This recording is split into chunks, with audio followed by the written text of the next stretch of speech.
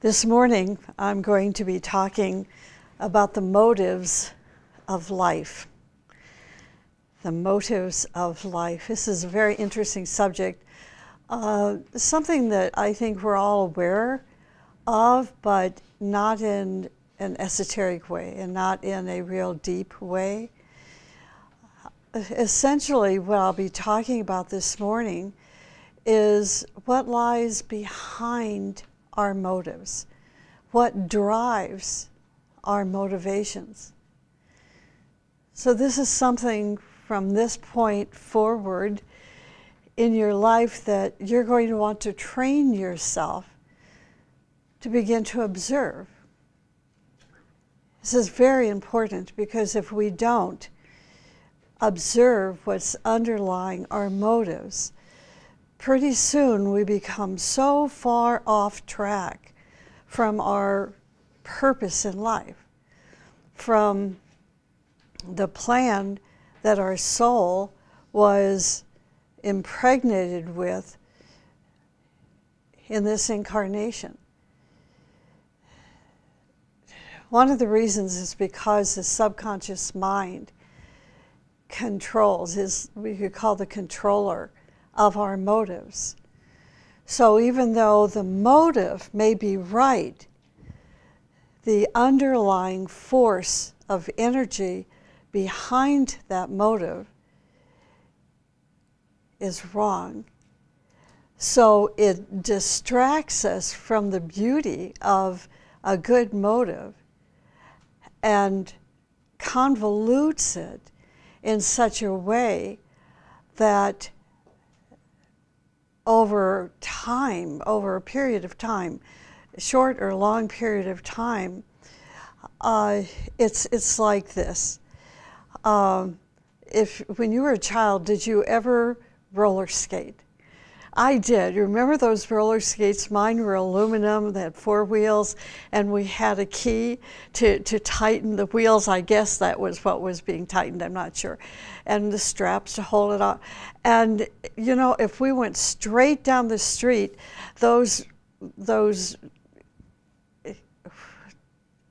anyway, it worked, right? It worked.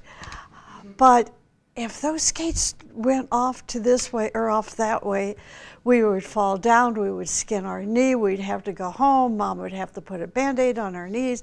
I don't think I had healthy knees until I was a teenager. I was always going this way and this way. Well, so our motive was to get on those skates and skate down the hill or up the hill or to get to our destination from point A to point B.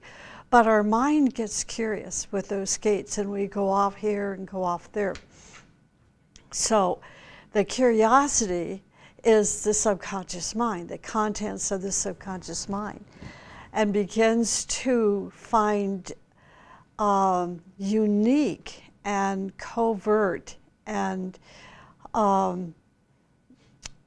subtle ways of manipulating people when they think our motive is this, but in reality, there's something underlying that motive that's negative, that's false. Okay, so that's the introduction. The teaching explains that without right motive, without right motive, there is no way that we can improve ourselves and life in general. So this is something for us all to think about in light of the teaching. What is the purpose of improving ourselves, for example? And I won't go into, the 1 through 10 answer. This is something that you'll have to determine yourself by living the teaching and studying the teaching. What is the purpose behind improving yourself? What is the purpose of life? That's a big question. It's a really big question that we usually start asking right before we go to college and Mom and Dad say, what are you going to major in? Then you begin to think about the purpose of your life. So right motive has a relationship with improving our life and with our life purpose. Right motive, improving ourself and life purpose. Without right motive, right intent, there is no way to expand your consciousness. That's a very big statement. Only a few words in that statement, but it's huge. Without right motive or right intent, there is no way to expand your consciousness. So somewhere in here, in this process of understanding right motive and right intent and consciousness, our soul, our unfolding human soul, has a part to play, because consciousness is the light of the soul. So what we're saying here is that our soul is not going to progress, is not going to advance, is not going to have freedom without us getting on those roller skates and going straight ahead and not allowing the subconscious mind to take over control of the direction that our skates seem to want to go. In right motive, we also must add another ingredient, and that is purity. With right motive, we must also have purity of motive.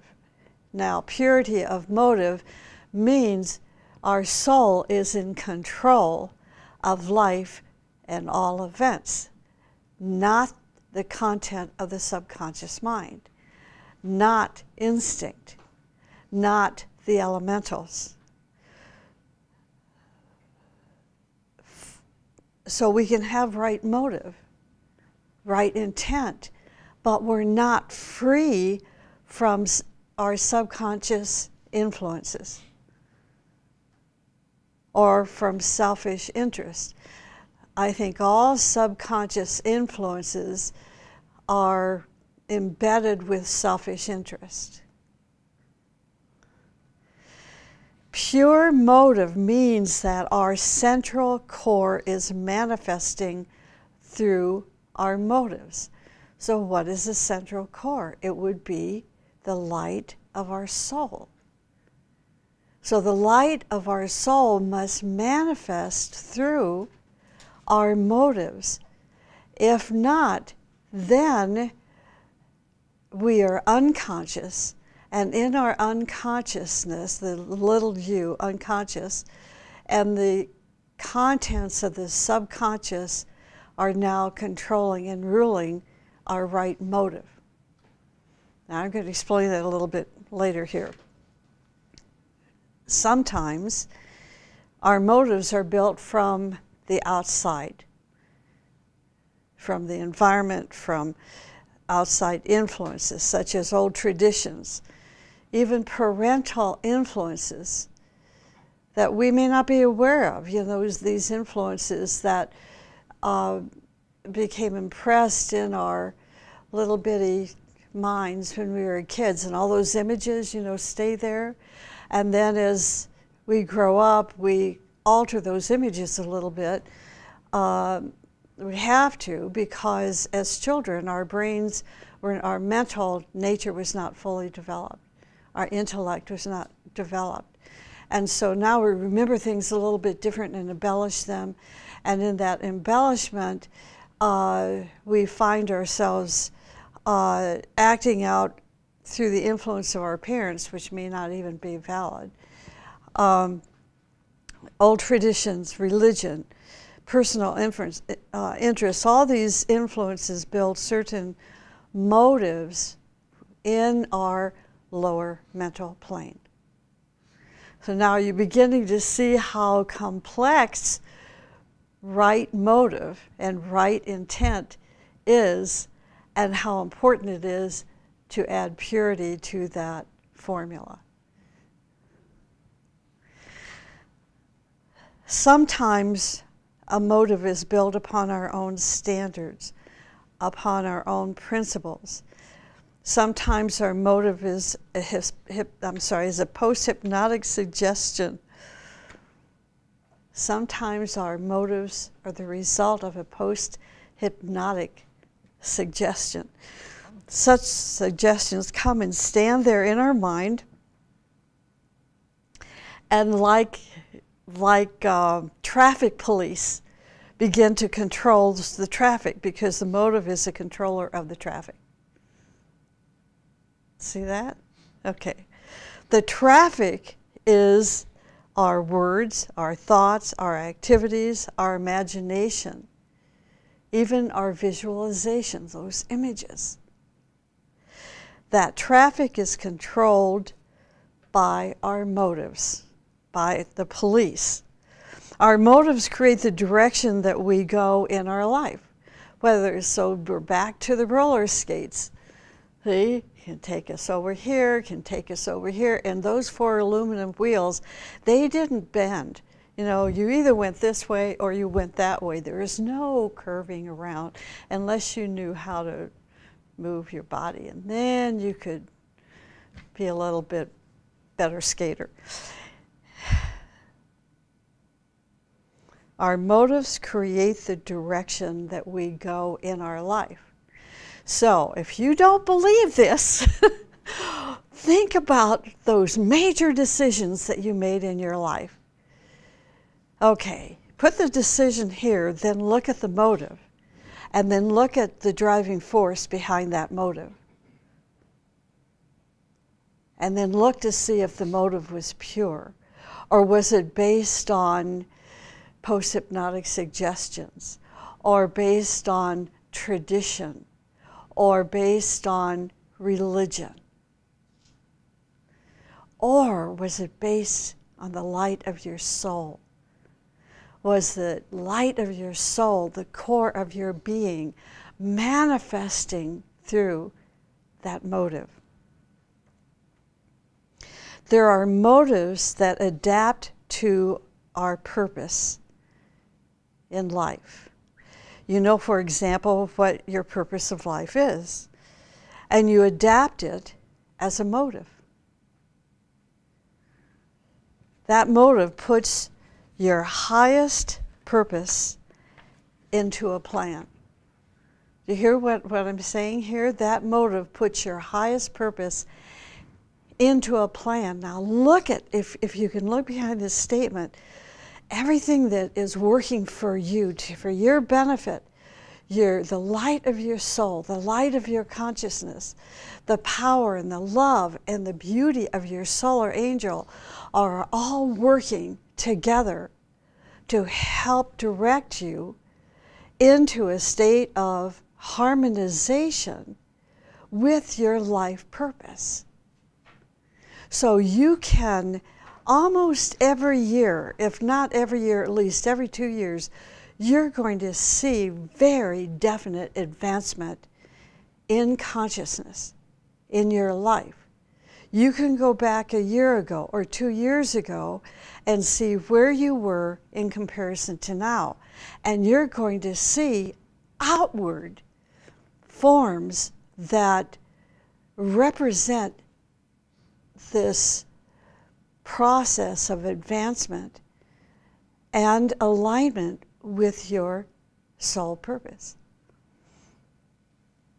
If you look back 10 years ago and compare 10 years ago to today and say, you know, if you're honest with yourself and say, you know, there's been very little change in my life. I really don't see a lot of advancement. I've been busy. Oh, have I been busy? I've been so busy. But if you remove all of the busyness, just strip all of that busyness away, and then look at your state of consciousness. Look at, honestly, are you advancing? You know, is the light of your soul increasing? And are you more aligned than ever with your life plan? Which means you are moving ahead more rapidly, advancing more rapidly, accomplishing more, having a greater influence, helping, like we said in the meditation this morning, the process of transforming your environment and those around and about you, then you know that you not only have right motive, but that motive is pure and it is not being controlled by the content of the subconscious mind.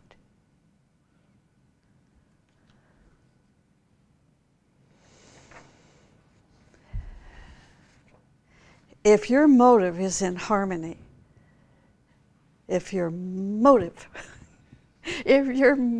is in harmony with the purpose of your life or the purpose of life in general, you're going to draw lots of energy into your physical, etheric, emotional, and mental network, into all of your centers, all of your etheric centers and glands, corresponding glands and organs, your cells, your atoms. If your motive is opposite or contradictory to the purpose of your life, then you're going to create what? A sickness in this network.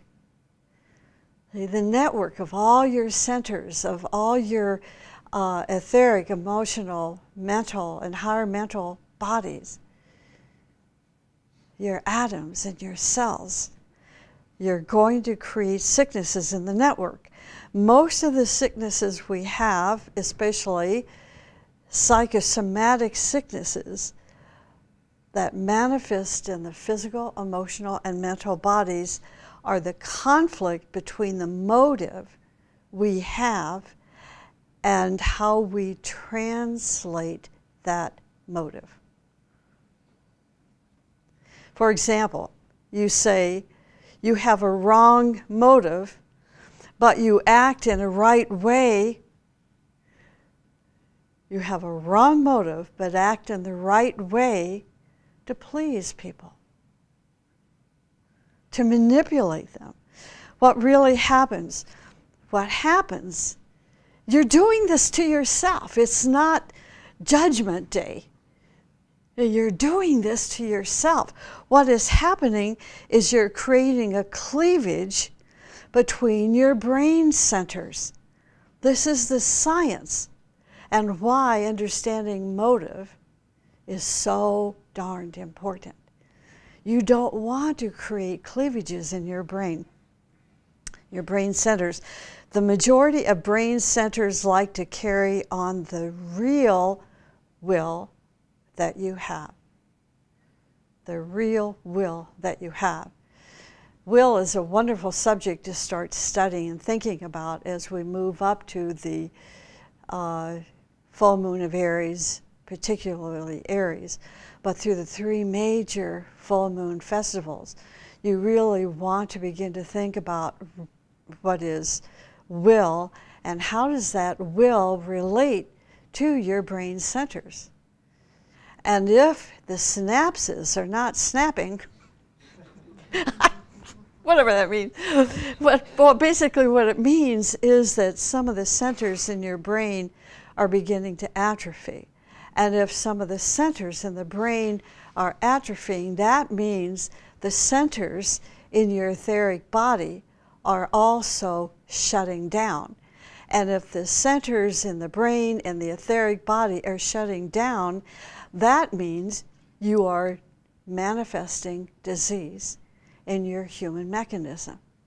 You don't have the energy anymore pumping through these brain centers. Other centers are imposed in such a way as to act in contradiction to those centers. Now, you're going to learn more about this at our annual Agni Yoga Conference, which is coming up next month. And as a matter of fact, today is the last day to register and pay for your conference. So if you haven't done it by midnight tonight, call me or send me an email. So what happens now is there are armies divided within us. The nerve centers are divided within your brain. Of course, if things are divided within your brain, as I was trying to explain, they are divided in your whole network. The whole network of your human constitution, your mind, your etheric body, and your astral body. So, what are we going to do? By having the wrong motive and pretending that you are a holy person and acting in a way that pleases other people, you have an access into their heart and they begin to trust you. Now really think about this. Think about the cults, particularly back in the 70s and 80s. The leaders of those cults, were behaving with wrong motive, acting as holy people, gaining confidence in their followers, and then the followers drank the Kool-Aid and died. Think of that. This is how it happened. Think about you as as an individual. How are you developing your relationship? How are you building your friendships? Are you creating, do you pick out certain people, for example, to be your friend so that you can take advantage of them, so you can control them, so you can exercise your will power over them? Or do you want to build a relationship or a friendship with someone who fits into and harmonizes with your life purpose? So then there's no, what would be the word?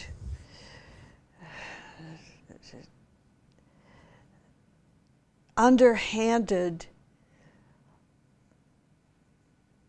aspects.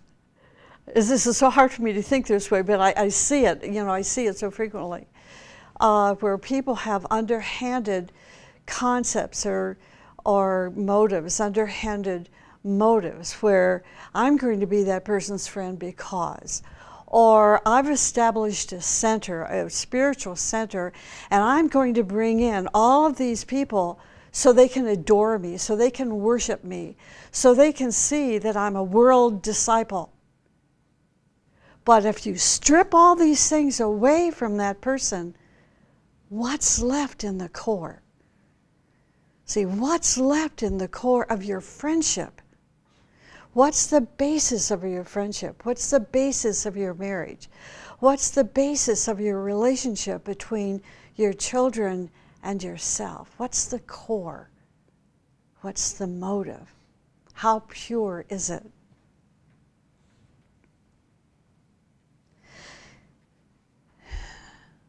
When you gain access into a person's heart, this creates terrible cleavages through wrong motive. This creates terrible cleavages in your own system, and that ends with a kind of suicide. Pretty soon you see your friends are distancing themselves from you. Watch and see what's happening. So you're creating a kind of suicide, but it's not even just in relationships. It's also with our, as the teaching explains, it's not only a physical kind of suicide, but also emotional suicide. Psychic diseases begin to take place with physical and emotional ailments.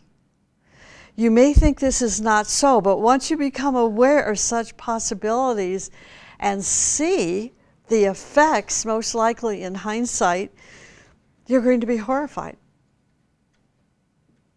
This is why you don't want somebody coming to you and saying, you cannot do this, you should not do that, I don't want you to do that. There's so many reasons why not to allow people to control your life after you're an adult. Why? If you let other people do everything for you, make your decisions for you, your consciousness has no reason to expand.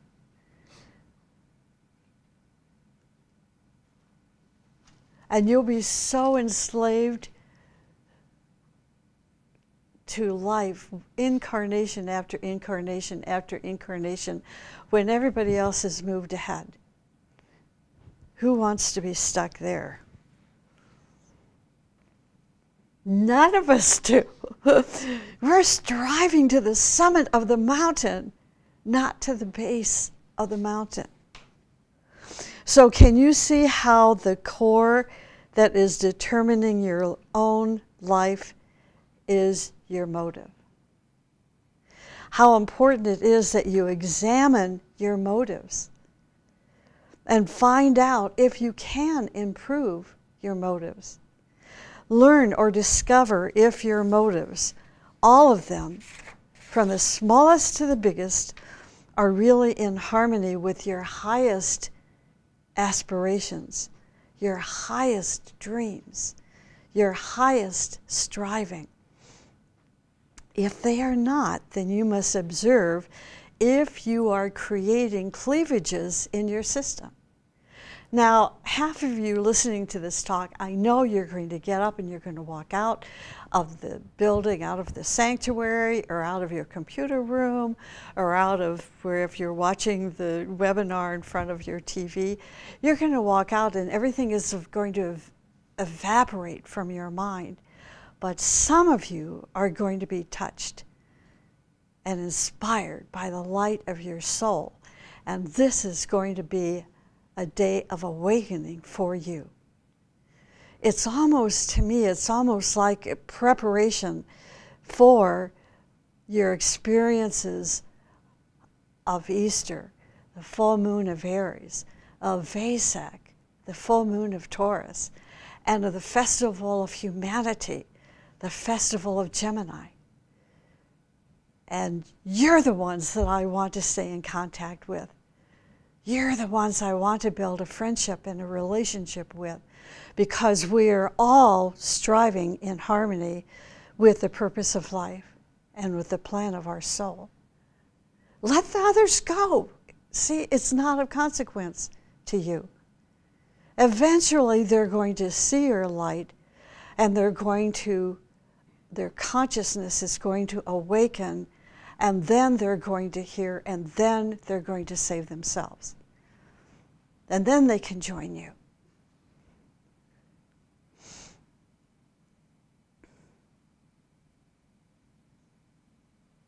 Immediately when you create cleavages within your personal human system, people are going to sense it. They're going to see you're not together. You're not integrated, using our language. You know, this is off with that and that is off with this. They're not together. My roller skate just headed off.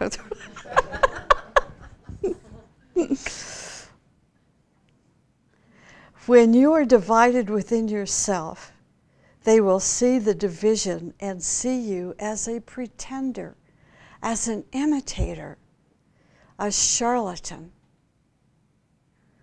Even if they have 200 people as followers, and they are trying to make you believe they are a world disciple,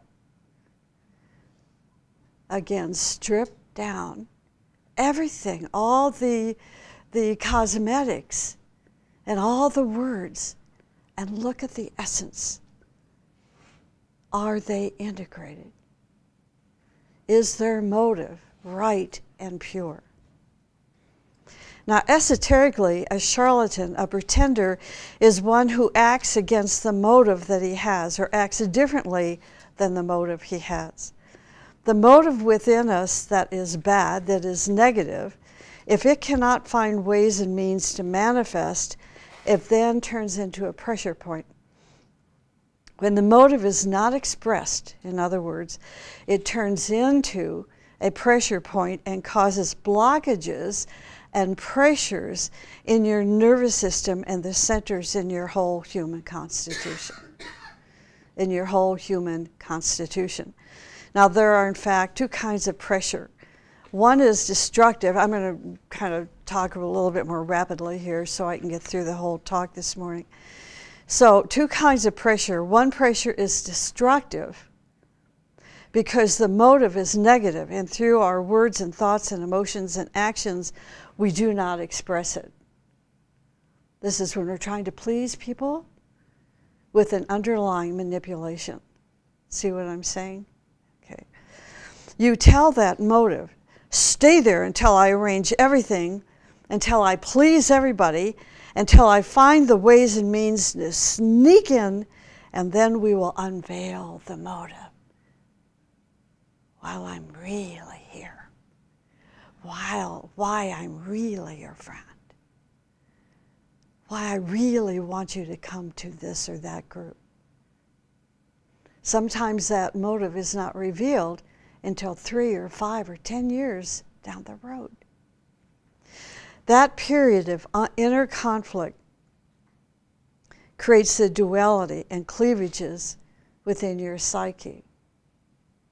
It blurs your consciousness, making it totally agitated, and what's happening is your inner compass loses direction, your soul. Your beautiful, unfolding human soul loses its direction. That is why when people have wrong motives but apparently right actions, they lose their direction, they lose their destination, their true north. The greatest calamity in life is to lose your true north. This is why it is also very important that you never, never impose your will upon another, like I was saying earlier. That person may follow your will for a time, but it will eventually either cause him to reject you, make him sick, and cause him to lose his true north. It can cause him to create cleavages in his own network. It is a very serious situation to impose yourself upon another human being, especially over those you influence. So what are you going to do? You're going to ask yourself, why did I do this? Why did I do that? And for what reason? If you have the guts to do that. If you have the time. If you have the time to do that. Ask yourself, what was the underlying motive behind it? Take a hard look right into the core of your motive and say, I want to replace you with the right motive. That is why they say that the progress of the human soul goes through the jungles of life. When you create the right motive beside the wrong motive, right motive, wrong motive, you have conflict. Now your personality manipulates and exploits both sides. One day your personality works with the right side, then the other day he works on the left side, the wrong side. Have you ever experienced this? Where your personality is manipulating both sides of your motive, like evil and good. Sometimes you obey the right motive, then you see that your interests and traditions or religions or feelings are really losing a few pennies. And so now you're going to shift over here because the other one's going to bring you a lot of wealth, even if for a short time. You do not see what is happening in your life physically, emotionally, mentally. And so you rush to the doctors. The doctor says, take this pill 10 times and the person is healed. Next month, though, they are more sick, see, because they didn't cure the cause. So what is the cause? The cause, we could say, are the roots in our psyche. We are conscious, thinking human beings. We really are. I know we are because I have 4 dogs around me that think, but they're not conscious. They feel, but they don't talk about their feelings. See? And they don't know that 2 and 2 is equal to 4. So they're beautiful and we love our pets, but they're not human yet. Human beings are thinking human beings.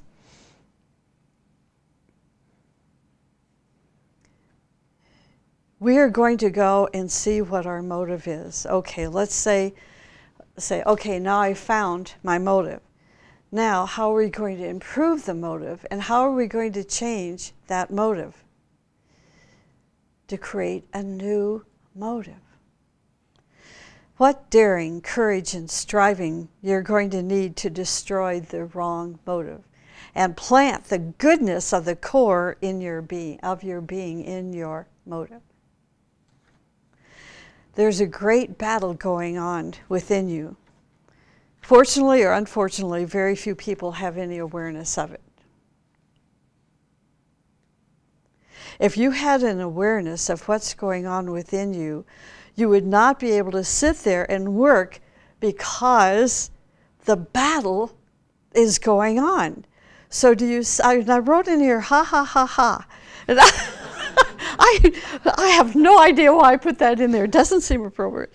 But I'm sure there's some kind of maybe ridiculous humor in there. So do we... Go figure. Even the destructive battle that is going on within us really is not interfering with our human life, with our earthly life. Until, you knew that word was coming, until it grows to such a state of tension that it starts wrecking your life. Okay. So in the time that's left, I'm going to try to do this in the next 3 or 4 minutes. Now that we know these things, we need to find our motive, our right motives. Once we find it, then we're going to create a new motive.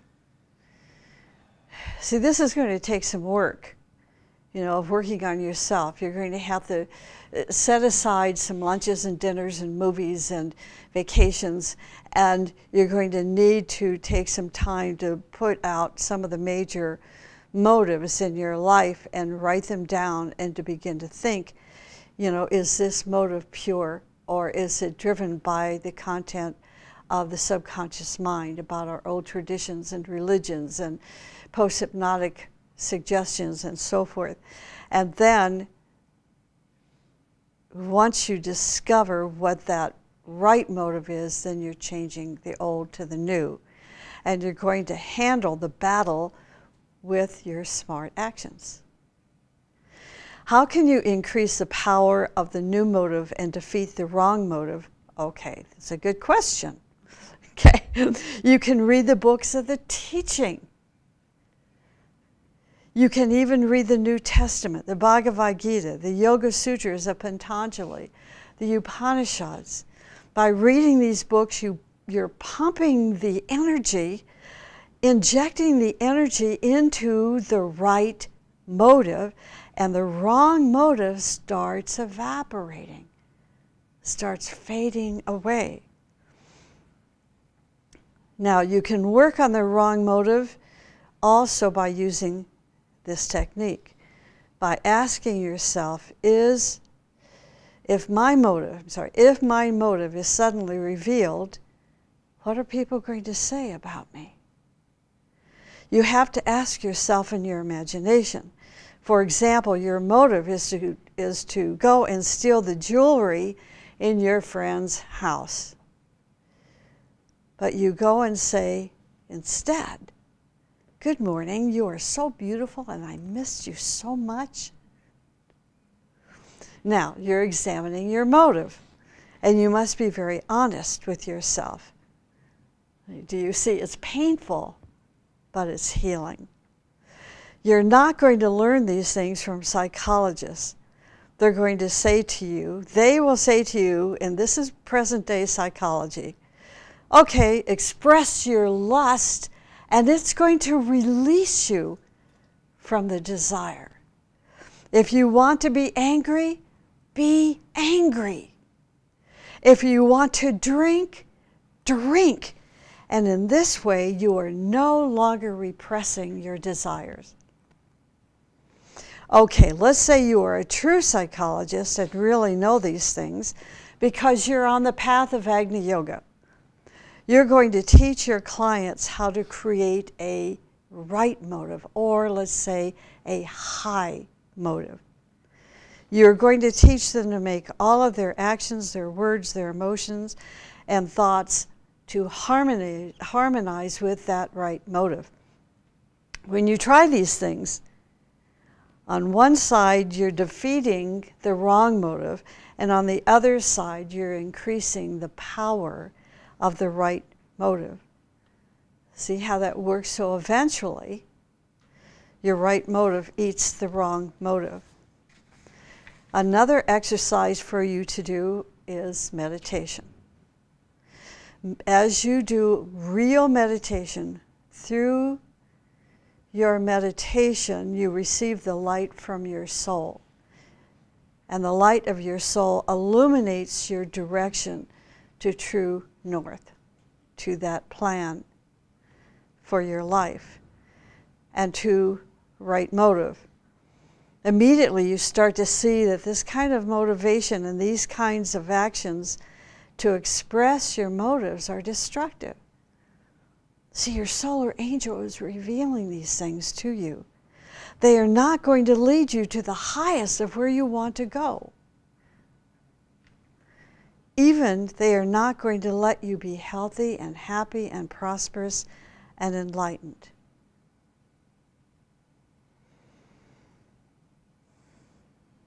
Such motives are both individual and also related to groups as well. For example, someone once wanted to save me from myself.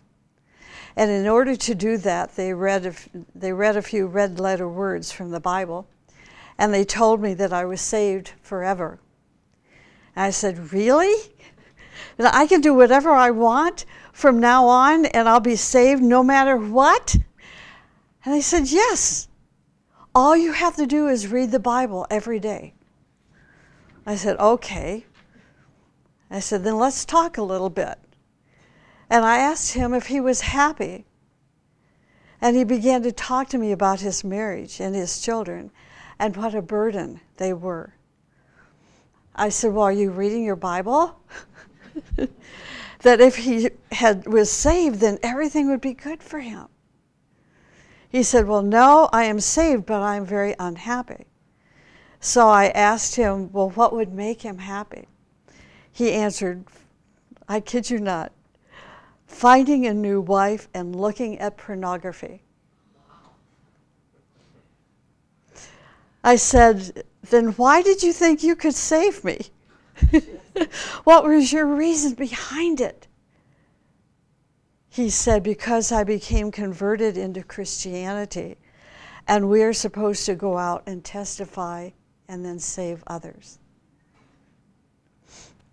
Wow, I thought to myself, I guess there's more to being saved than having a few red-lettered words read over my head.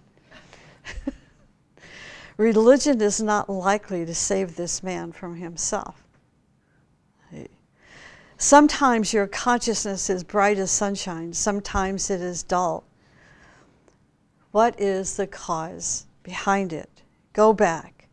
You exercised a wrong motive, or you did not let a right motive manifest.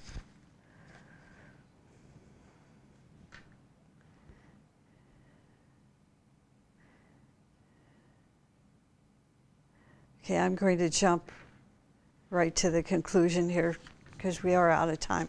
So in summary, it is important to find the motivation because the motivation is going to decide your future.